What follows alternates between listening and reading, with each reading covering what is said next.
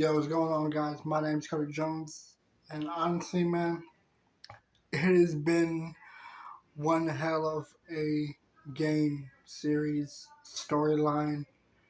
Everything about this was fucking beautifully written, man. And honestly, the way that it ended, it was the greatest. I loved it. And for those of you who do not know, it should pop up in the fucking thumbnail.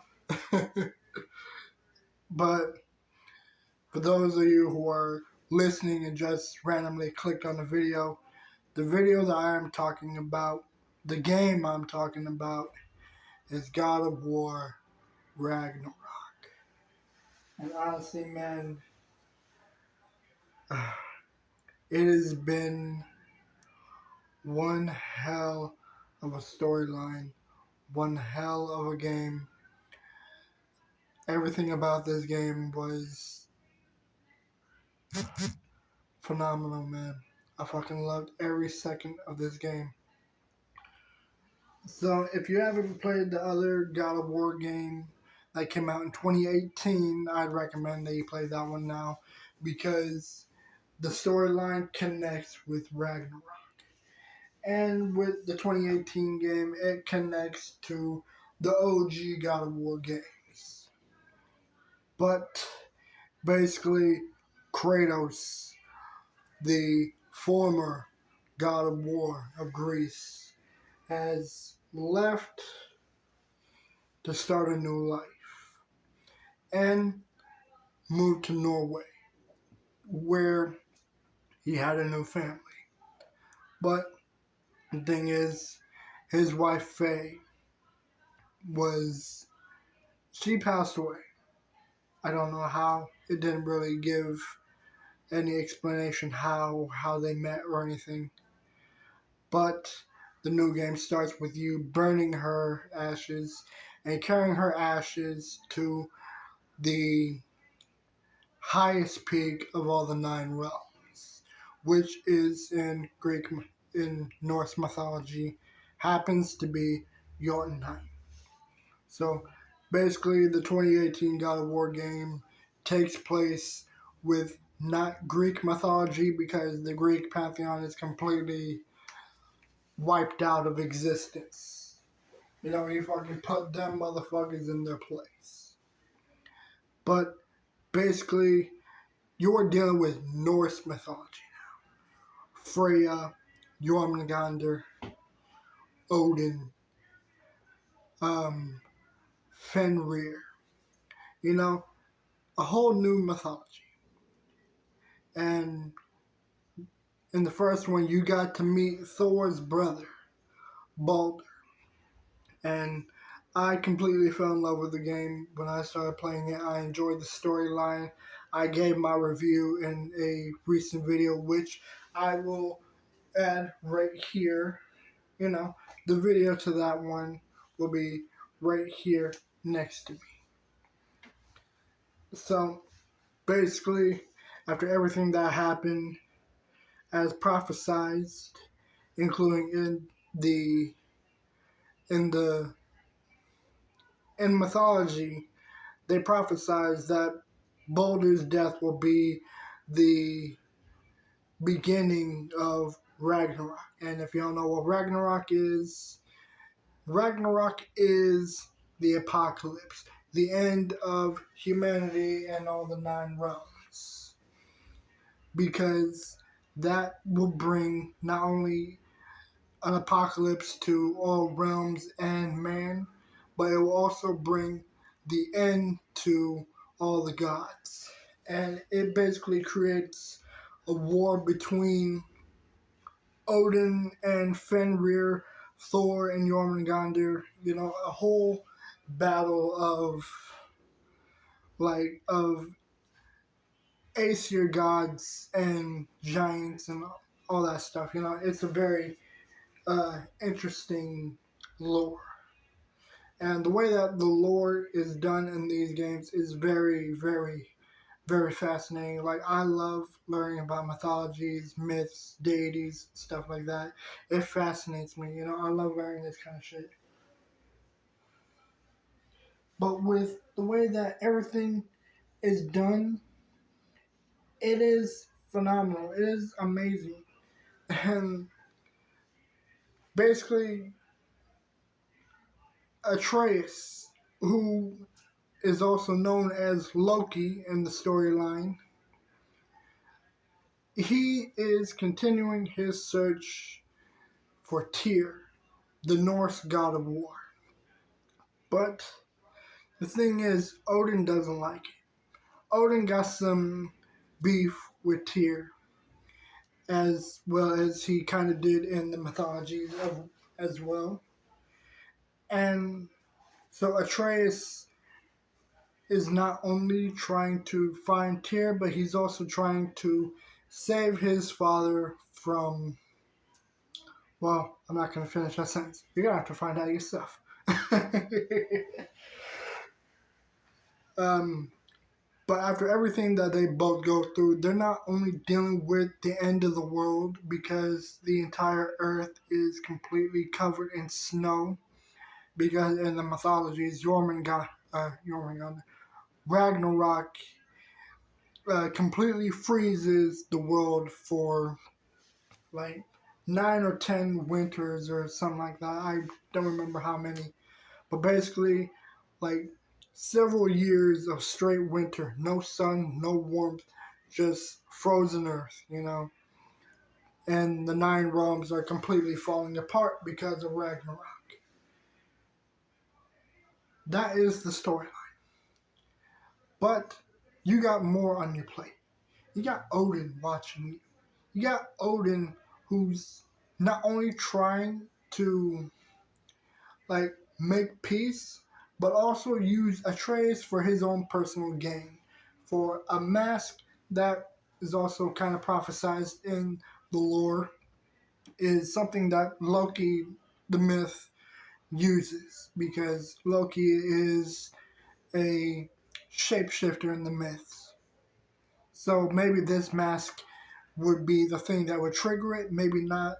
But according to Odin, the mask that him and Odin are working together with behind Kratos' back is the secret to all knowledge, infinite knowledge, and the beginning of existence, you know. So Odin is trying to figure that all out, piece the mask together, and gain infinite knowledge, infinite power, and unlock secrets that, well, you may never get. But so much has been going on. Freya and Kratos put aside their beefs, which you're going to have to find out how that started in the previous God of War. And everything that went down between Kratos and Freya, they're both teaming up to not only stop Odin, but to also begin the end of the world and somewhat also save the world. So you're still equipped with the axe and the blades as you were in the 2018 one, but you also gain more help. You get help from the God of War Tyr, but sadly he is no help. He is pretty much useless. And at the same time, you're also dealing with Thor, who's got complete beef with you, you know. So he does not like you because you killed his brother Balder. And you're also the reason why his 2 boys, Bagni and Modi, are dead.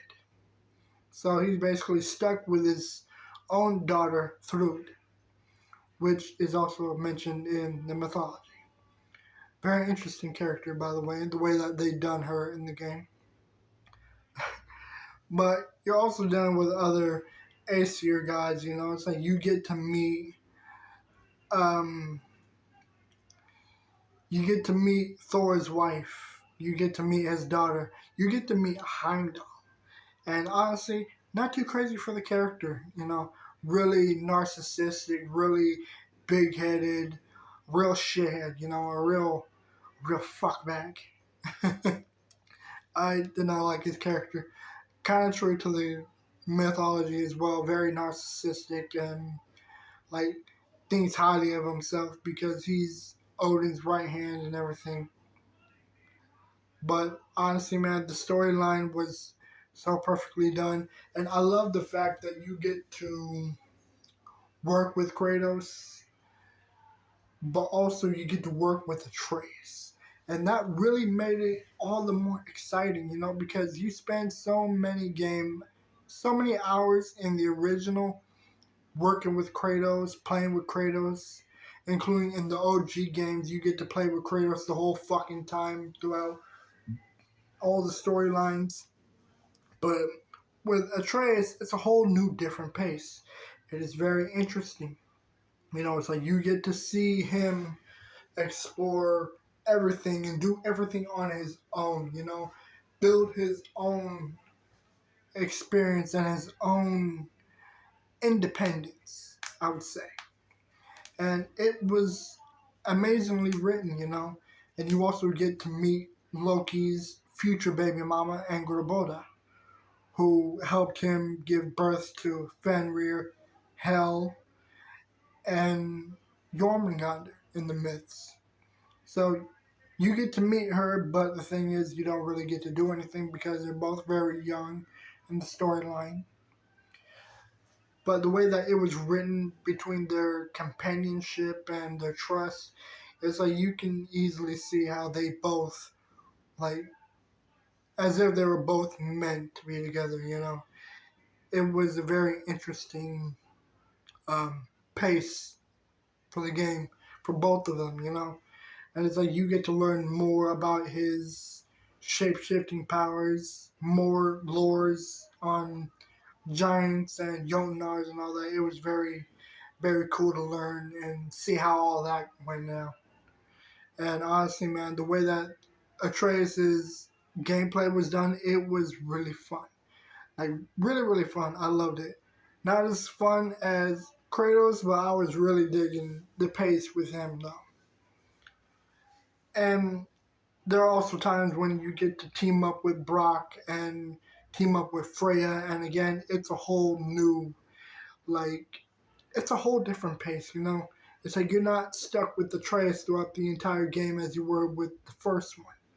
But it was really fun. It was really interesting, really, really cool mechanics that you get to do with both of them. And it really made the whole thing enjoyable. The complications that they added to the story was very enjoyable as well. You know, it's like you get to fight not Valkyries, but undead berserk soldiers, which are the new Valkyries, and my gosh, it's fucking difficult. Hard, hard, hard. You know, really challenging.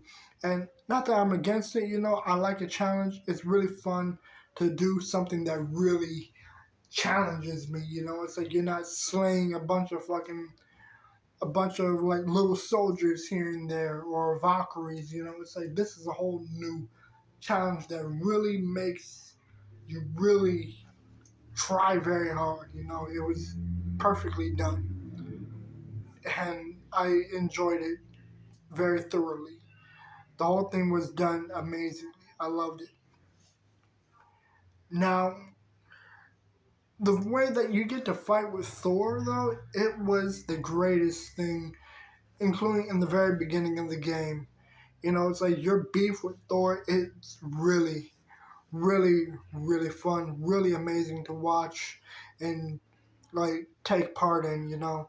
It's like just Kratos and Thor clashing together. It's like so fucking iconic in the gaming industry. It is fantastic. You know, it's like you get to see Thor snap his hammer into his hand no matter where he throws it. You know, it's like any way you throw it, boom, just like that, his hammer flies right back into his hand. Fucking throw it over there, boom, back into his hand. throw it over there. Boom, back in his hand. You know, it's like that mechanic was really cool. And fighting Odin, that was even the next best thing. Very challenging, but really fun to do. Heimdall, difficult, but I figured it out after 1, 2, maybe 3 tries. It's like I started to really see his moves and how he's doing things. It's like I just pieced it all together like, okay, I see how I can beat this motherfucker now. But the thing is, you're gonna need a certain thing to take out Heimdall. A thing that I will not say, I don't want to spoil anything, but the fighting is amazing. The puzzles, really puzzling, very challenging. Not too challenging like the Berserkers, but it really keeps you thinking, you know? But it's like, at the same time, and again, it's like the whole mechanics and the fightings, it's really fun. The storyline is, oh my gosh, amazing. And for the first time, uh, throughout the whole storyline, whenever Kratos goes to sleep, he dreams of Freya, and you actually finally get to meet her, you know? So you get to meet the whole, well, not really the whole meet and greet thing, but you meet Faye. It's like you finally meet Atreus' mother. And in each dream, it's like time is passing from her being pregnant, her holding baby Atreus, and just every dream that Kratos had is just moments that you get to communicate with Faye. And it's just a whole bunch of flashbacks. And she's like constantly telling you that the future is coming and that you need to be prepared. Yes, she does announce that she is dying and that you need to be ready.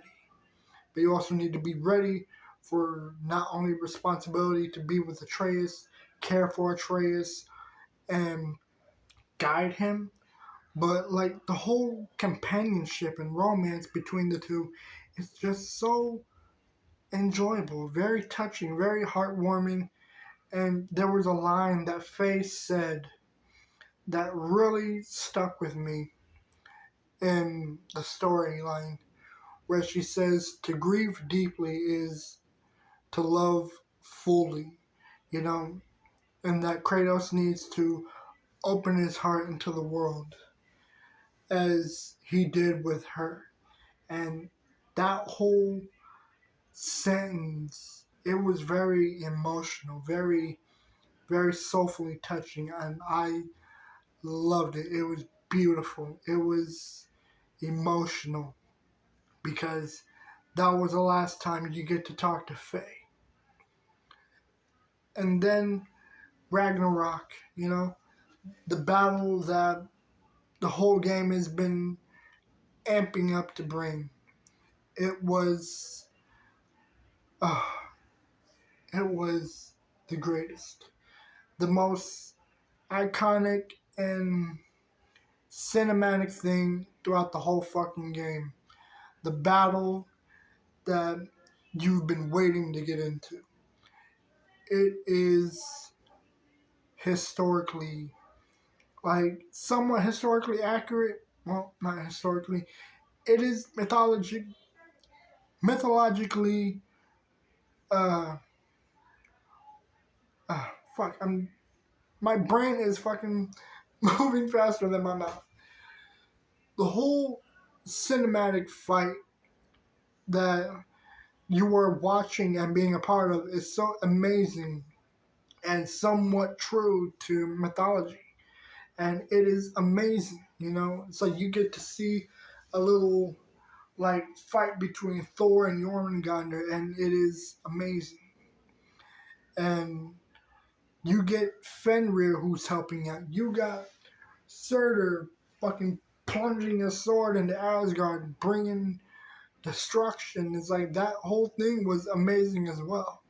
And the way that you're introduced to Surtur, very cool. Really, really fucking cool. I loved it. It was very interesting seeing Surtur, like the Aesir, and not Surtur, the fucking destroyer of worlds and shit. It's like you get more like of a emotional, I don't want to lose everything version of him. And that is a really nice thing, you know? It's like he's talking about how he doesn't want to lose his wife, and that the only way he can be close to her is by having her frozen heart trapped inside him. That way, he doesn't lose her, she doesn't lose him, and if ever he does need to be the destroyer, at least she will not get hurt. Because that is one thing he really wanted to avoid. And honestly, the whole storyline, it was amazing. God of War Ragnarok is one of the biggest and most referenced and talked about game in video gaming, you know? This game is a fucking 20 out of 10 in my opinion. The storyline was beautifully written and cinematically perfection. The fighting was really enjoyable to play with all characters, you know, Atreus, Freya, Brock. The whole thing was just like amazement after amazement. And I personally think that this one is the cherry on top for the whole God of War series. Like from the very beginning of God of War to the end of the Norse version of God of War. And the way that the storyline ends, it's so like cinematically emotional. I'm not gonna say what, I don't want to spoil it for anyone, but it is beautifully, it is amazingly beautifully and emotionally done. I absolutely, completely, 1000% loved it. I love the way that the whole thing was done, you know. The game was a masterpiece. The storyline was amazement. Like, it is. God of War Ragnarok is the greatest game that I've played in a very long time.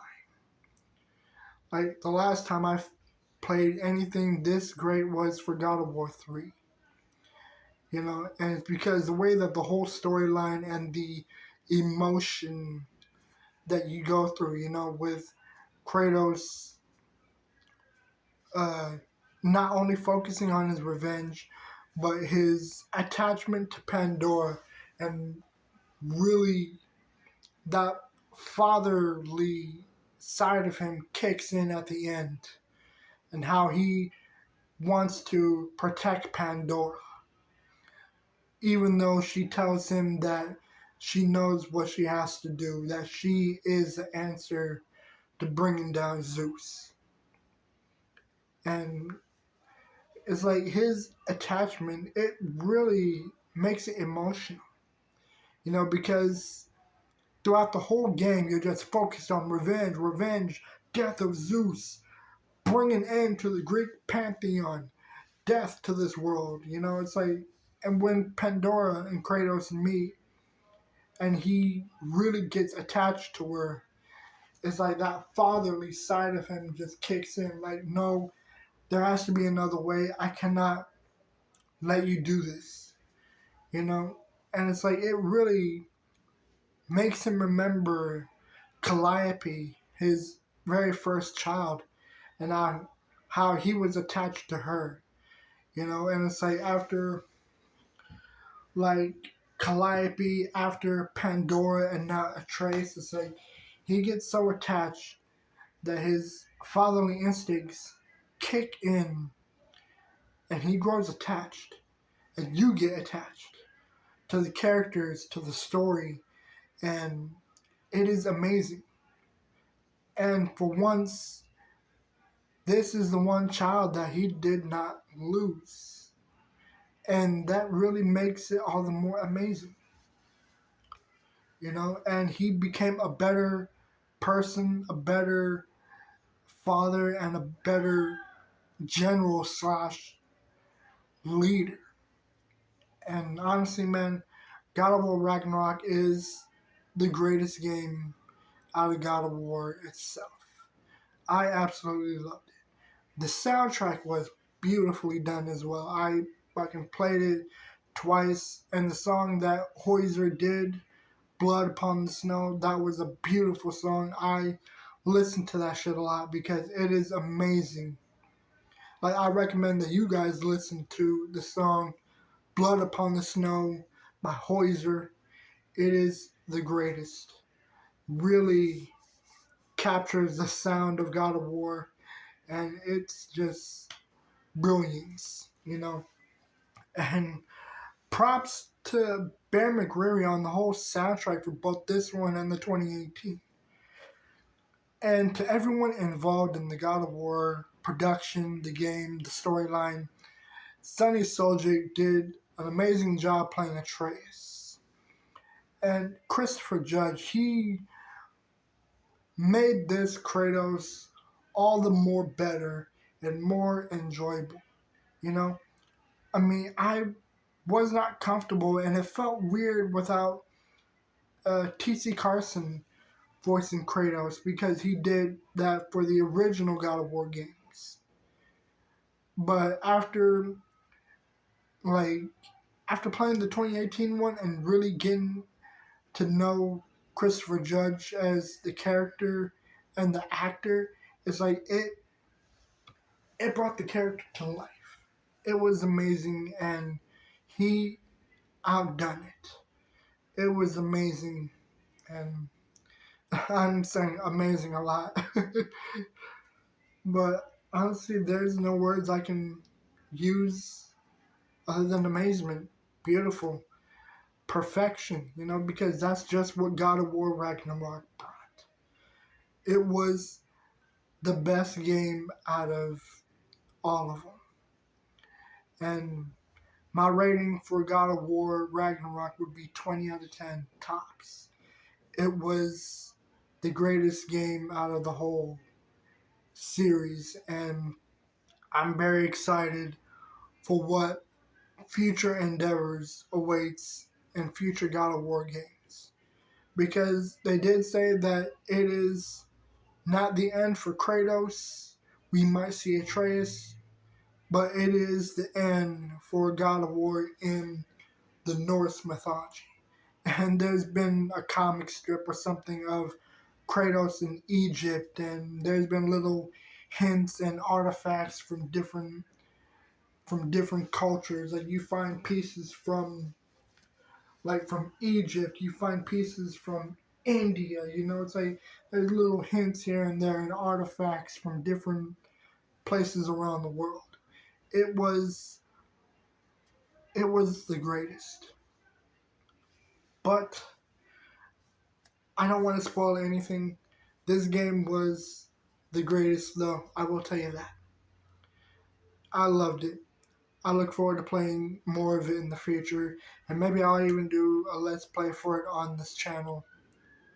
But let me know what you guys think in the comments down below, and let me know what other games that you guys would like me to do a review for. I already got one planned for Ghost of Tsushima. That one's coming in eventually.